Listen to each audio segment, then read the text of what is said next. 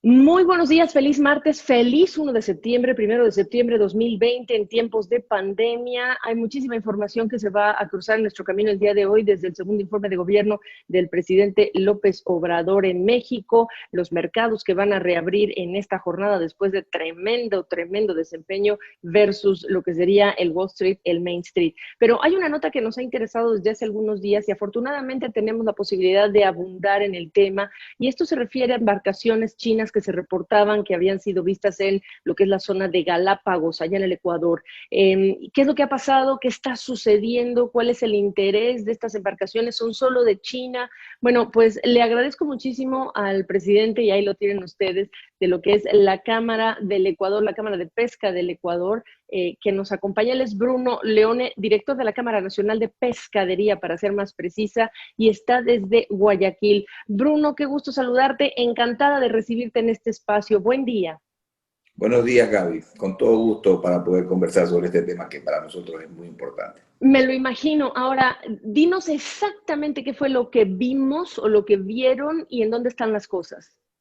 Bien, mira, esa flota china que viene, no este año, que viene desde hace algunos años en busca del calamar gigante, se posicionó en un acto de pesca al sureste de Galápagos en busca del calamar gigante. El calamar gigante es una especie de aguas frías, es una especie migratoria que por temas de corrientes y temperaturas se posicionó ahí al sureste de Galápagos, muy cerca de la zona económica exclusiva de Galápagos.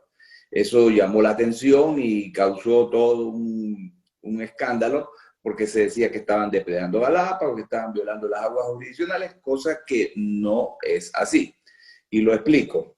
Desde que se creó la ley de la Convención del Mar, esta macroley que creó la ONU, que por su abreviación se la conoce como la ley de la Convemar, ¿verdad? Quedó claro que para 168 países que han reconocido la ley, el mar territorial va hasta 12 millas y la zona económica exclusiva de los países ribereños va hasta las 200 millas. En el caso de Ecuador, como Ecuador tiene su sistema insular de Galápagos, tiene una zona económica exclusiva continental, desde las costas del Ecuador continental, y tiene una zona económica exclusiva insular.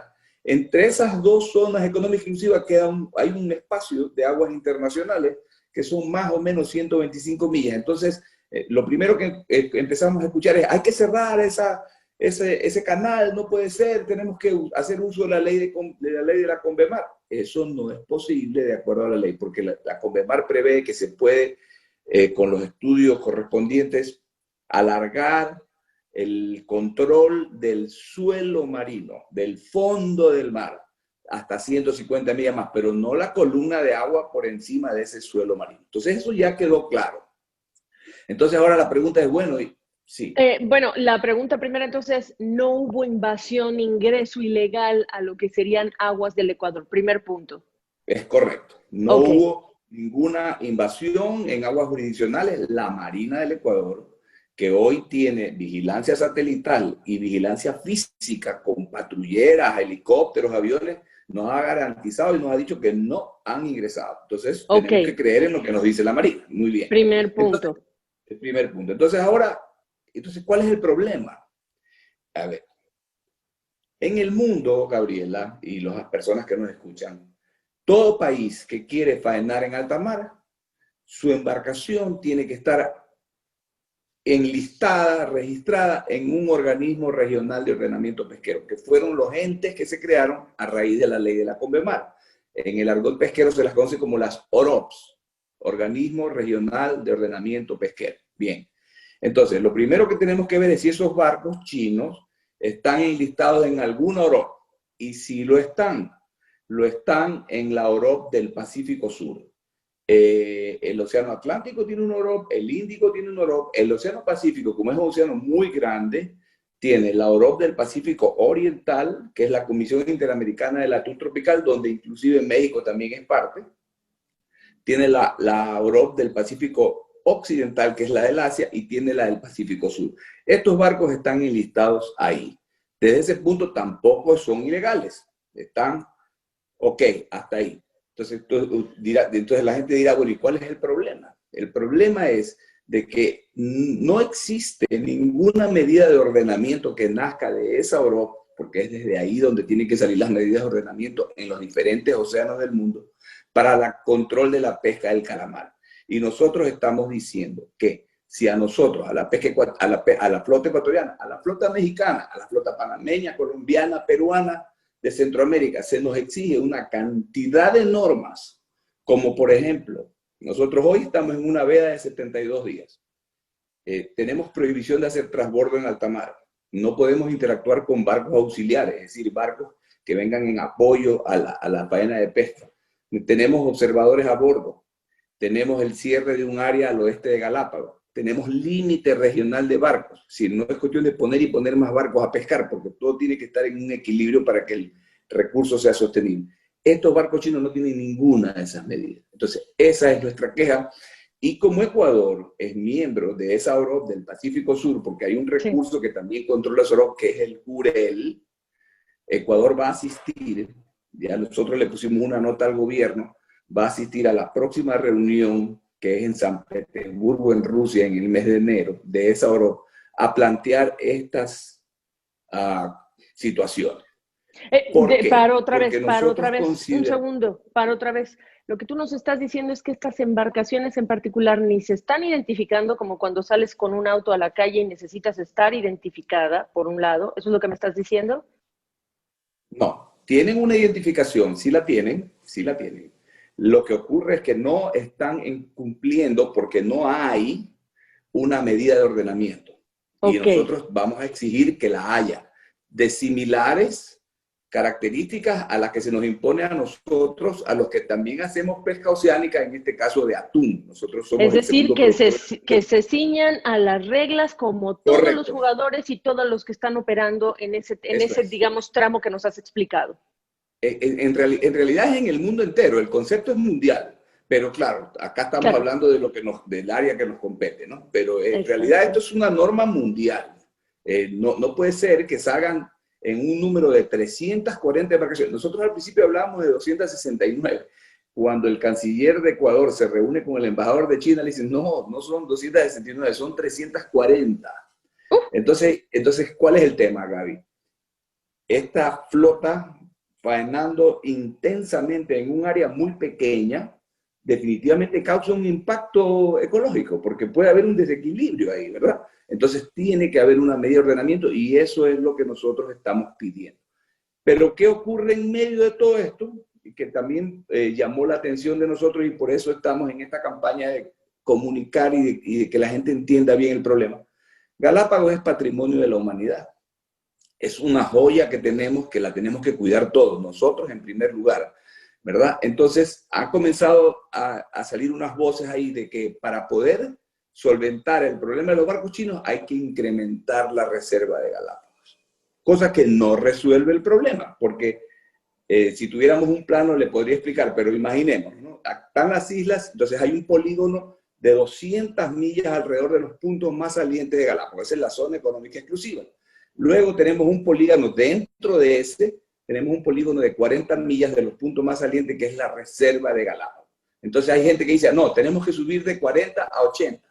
Entonces ese nuevo polígono quedaría dentro de las 200 y los barcos chinos seguirían en la milla 201. Entonces ese no resuelve el problema.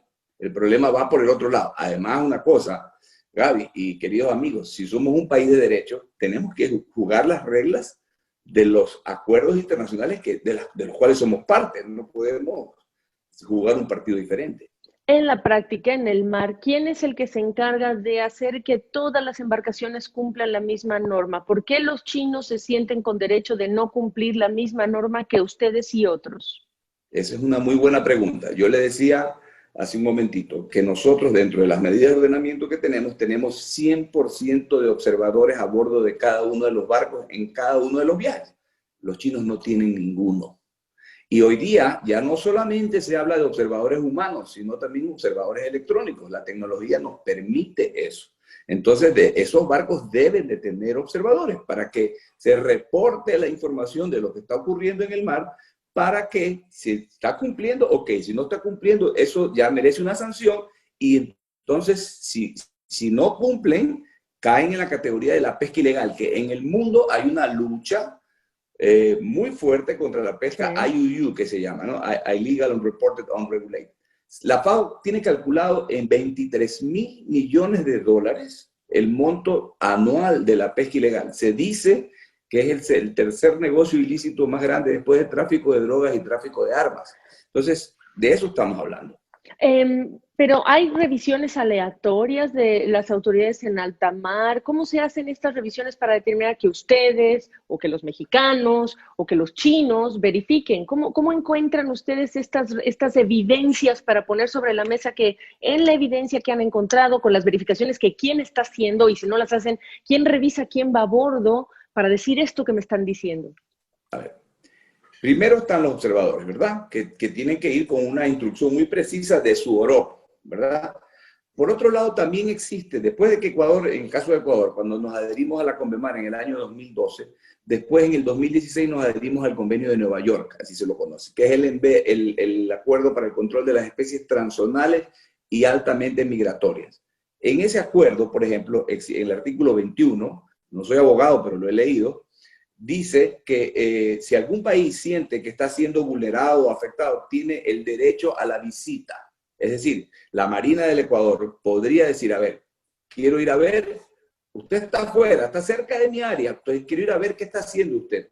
Tengo que abordarlo amistosamente y mirar si usted no está capturando especies prohibidas, si el arte de pesca que usted está usando es el que usted dice o para el cual usted está autorizado, etcétera, etcétera. Entonces, ese tema, de lo que nos ha informado el canciller ecuatoriano, se está negociando el protocolo del derecho a la visita, se lo está negociando con China para poder, porque, ojo, Gabriela, este año, por temperaturas, expliqué que el calamar subió a muy cerca de Galápagos. Esta especie ya hoy está migrando hacia abajo, hacia donde es su comportamiento normal, hacia aguas peruanas y aguas chilenas, porque el calamar es un recurso de agua muy fría.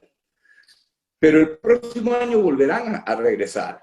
Y entonces en este problema vamos a estar año tras año si no resolvemos esto adecuadamente dentro de la normativa existente. Para cerrar esta parte, me llama la atención que tú me has dicho comenzando esta conversación, Bruno, que ha sido varios años, que los chinos han estado por ahí varios años, y tú me estás hablando al mismo tiempo de que se están redactando, se están ajustando estas reglas para que ellos las puedan cumplir. Uy, entonces empezamos desde el inicio mal, con los chinos en particular, que es el grupo al que tú te estás refiriendo en este momento. Correcto. Mire, estas flotas han venido desde hace algunos años. Antes no los veíamos porque no teníamos la tecnología que hoy nos permite mirarlos. No había la vigilancia satelital que hoy es normal. Cosas que hace 10 años no teníamos hoy. Tener un celular inteligente, pues hoy día es una cosa de todos los días. Bueno, en la pesca pasa lo mismo, ¿ya? Entonces, estos instrumentos legales internacionales se tienen que ir perfeccionando, como por ejemplo la reglamentación del derecho a la visita. Eso es algo que tiene que hacerse y nosotros estamos exigiendo que eso se haga para que a futuro tengamos ya una mayor entendimiento y vigilancia de lo que está sucediendo. Claro, en busca de la transparencia. Ahora tú me estabas hablando para cerrar esta conversación, Bruno, de una reunión, un encuentro en San Petersburgo, si no me equivoco, que yo creo que será virtual a falta de una vacuna, ¿no? No sé, por un lado, exacto, qué bueno que lo dices. Pero segundo, tú estuviste hablando con los legisladores en tu país. Pregunto, ¿educándolos o actualizándolos? Las dos cosas. Las dos cosas, porque mire, me dio mucho gusto escuchar a uno, primero esto fue no fue en el Pleno, fue en una comisión de la Asamblea, que es la Comisión de Soberanía y Relaciones Internacionales. Entonces, un legislador que de paso es de una tendencia, digamos, diferente a nuestro pensamiento, un legislador de izquierda, dijo, a ver, dice, aquí tenemos que ver bien las cosas, porque esto no es cuestión de ideologías, esto es una cuestión técnica, la pesca es un tema técnico y así tenemos que verlo. Entonces yo tomé su palabra y le dije, me encanta escuchar al embajador, al asambleísta Augusto Espinosa en ese sentido, y eso es. Entonces yo les hice toda una explicación, llevamos una presentación de PowerPoint y les expliqué. A esa comisión compareció un asambleísta amigo nuestro, que es un expresidente de la Cámara de Pesquería, el ingeniero César Ron. Él es de otra comisión, pero en la legislación ecuatoriana un legislador de otra comisión puede pedir ser parte. Entonces él también estuvo explicando estos temas. la impresión que me dio a mí fue de que la presentación nuestra fue muy bien acogida por el comentario que después hicieron algunos asambleístas, y creo que ha quedado claro. Esta comisión tiene un plazo de 45 días que van contados desde hace 3 semanas para emitir un informe en relación a eso. Entonces nosotros hemos contribuido con nuestro punto de vista. También ha comparecido el Ministerio de Defensa y la Armada Nacional, en donde tenemos puntos de vista muy parecidos. Porque, por ejemplo, fíjese usted, en la asamblea, por desconocimiento, ¿no?, comienzan las voces, los patrioteros, y dicen, hay que pedir a la ONG Sea Shepherd que venga a patrullar nuestros océanos. Entonces eso es un tema hasta de traición a la patria, porque la soberanía del Ecuador la controlan las Fuerzas Armadas, y en el mar, la Marina. Y, no, Entonces, y yo diría incluso, perdóname, sin ser ecuatoriana, yo diría, bueno, pero primero asegurarnos que hemos agotado todos los recursos locales, nacionales con los que tenemos y de los que disponemos para decir que no podemos solos, pensaría yo. es correcto, y la Marina nos ha dicho, y el Ministerio de Defensa nos ha dicho, nosotros garantizamos la soberanía del Ecuador en el mar. Ahí no hay más nada que hablar, y ese es su derecho constitucional, legal, y nosotros estamos totalmente de acuerdo, además. Entonces, porque también escuchamos voces de otros países que nos querían ayudar en el tema, y nosotros dijimos, no, Ecuador está para lo que está y puede controlar sus propios problemas. Así que, desde ese punto de vista está bien. Y lo que no está bien es, vuelvo a repetir, voces que comienzan a querer, sobre pretexto del tema de los barcos chinos, pedir otras cosas que no tienen nada que ver con el tema. Y estoy diciendo claramente, Galápagos es una joya que tenemos que cuidarla, pero no por cuidarla vamos a tomar medidas que vayan a afectar a un sector que, en el caso del Ecuador, Gaby, mire, Ecuador viene, si tenemos un poquito más de tiempo, Ecuador viene con problemas económicos no de ahora, post pandemia, viene desde antes. Sí, sí, Porque sí. tuvimos una década de un gobierno que malbarató los recursos del Ecuador, la bonanza petrolera de los años 2015. Sí, no hay dinero, 10. acaban de lograr un acuerdo con el Fondo Monetario Internacional, Sí, están sí. dolarizados, ha habido una camisa de fuerza sobre la cual se ha irrespetado porque Ah, siguieron gaste y gaste y gaste y gaste, y ahora están heredando todo esto que es, además, en tiempos de pandemia, esta falta de recursos para lo mínimo básico, que es la atención a los seres humanos en términos médicos. Lo tenemos clarísimo, Bruno. en Ecuador existe un problema muy serio de desempleo. Entonces, Ecuador tiene 6, como le dije a los asambleístas, 6 actividades que son las que están generando las divisas para mantener la balanza comercial que sostiene nuestro sistema dolarizado, que son banano, cacao, café, camarón, flores y pesca. Entonces, una medida jalada de los cabellos puede afectar a un sector que le da más de 1.600 millones de dólares en exportaciones, 108.000 plazas de trabajo, cientos de millones en impuestos de aportes a la seguridad social. Aquí en el Ecuador, no sé en México, pero aquí en el Ecuador hay una ley que el 15% de las utilidades se lo reparte a los trabajadores. Hemos repartido más de 22 millones de dólares en promedio durante 7 años. Entonces, no es cuestión de hablar por hablar y decir esto hay que hacer, porque esto afectaría a este sector. Hay que buscar un equilibrio, y en eso Claro. estamos. Te preguntaría bien breve, por favor, ¿en qué Sí. tiempo ves que esto se va a abordar, va a estar más cercano el abordaje de la autoridad para acercarse a una solución? ¿5 meses, 4 meses, 1 mes, 3 meses? La comisión de la Asamblea tiene 45 días para emitir su Ajá. informe. Eso es ya mismo. Y para lo que pueda venir el próximo año, porque hoy ese problema ya está perdiendo volumen, es cuestión de trabajarlo. Este gobierno está por irse, nosotros vamos a entrar a elecciones a principios del próximo año, así que habrá que seguirlo trabajando. Yo esperaría que para el próximo año este sea un tema resuelto. Háblame de hombres y mujeres en este sector. ¿Cómo están? ¿Cómo está su salud? ¿Qué ha pasado con el COVID-19? Para cerrar esta conversación. A ver, acá en el Ecuador esto empezó el 16 de marzo. Ahí empezaron los lockdowns, los cierres, los toques de queda, le dicen acá. El Comité de Operaciones de Emergencia Nacional tuvo el buen criterio de permitirnos a las actividades productivas, entre ellas la pesca, por la vía de salvoconductos, permitirnos trabajar. Nosotros nunca dejamos de trabajar. Sí fuimos afectados en el volumen de las operaciones porque nuestra gente se comenzó a enfermar, en fin. Sí, claro. La producción cayó a un 40%. De lo que sabemos, sí hubieron unos muy pocos fallecidos, sí hubieron. Por ejemplo, en la cadena, este negocio tiene 3 cadenas, ¿no? 3 eslabones: la cadena extractiva, la de transformación y la de comercialización. En la fase extractiva hubieron algunos barcos que tuvieron que entrar en cuarentena porque desde el mar reportaban problemas de enfermedad. Hubieron unos 2 o 3 fallecidos en total, cosa que es bastante, digamos, es doloroso una muerte, pero Claro, fue mínimo. pero claro. Y en las plantas también hubieron unos cuantos, pero hoy nos hemos recuperado. El problema que hubo, me preguntaba un periodista, ¿hasta cuándo tienen oxígeno ustedes para trabajar? Le dije, a ver, las empresas del sector pesquero son empresas patrimonialmente muy fuertes, Sí. son solventes. Teníamos un problema de liquidez que gracias a Dios se solventó, y hoy estamos casi volviendo a la normalidad. En los mercados, esto es importante, no sé en México cómo habrá sido el comportamiento. En los mercados, nosotros el principal mercado nuestro es Europa. Entonces, ahí hay dos grandes segmentos. El segmento del autoservicio, que es la percha del supermercado, y el segmento Horeca, que se llama, que son hoteles, restaurantes, catering, cafeterías. Más o menos es 70-30, ¿verdad? El primero creció, porque la gente iba a los supermercados, como estaba encerrada, en vez de coger 5 latas, cogía 10. 10. Digamos, ¿no?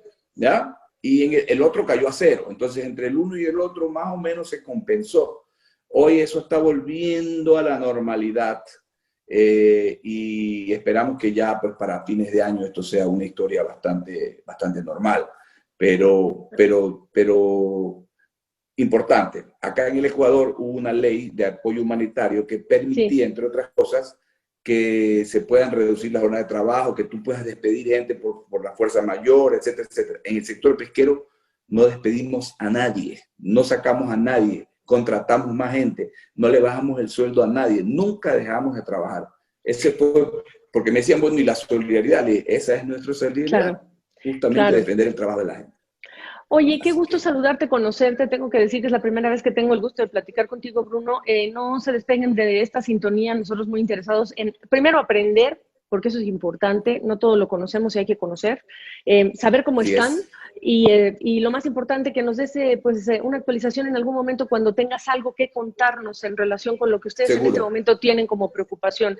Bruno Leone es el director de esta cámara importantísima. Me saluda desde Guayaquil, Nacional de Pescadería. Te mando un abrazo y bueno, que todos los tuyos también estén muy bien. Muchas gracias, Gaby, gracias por la oportunidad y estamos a la orden. Efectivamente, cuando tengamos algo que contar, los llamaremos y abusaremos de este cariño de ustedes para poder conversar. Ningún abuso, al contrario. Buen día.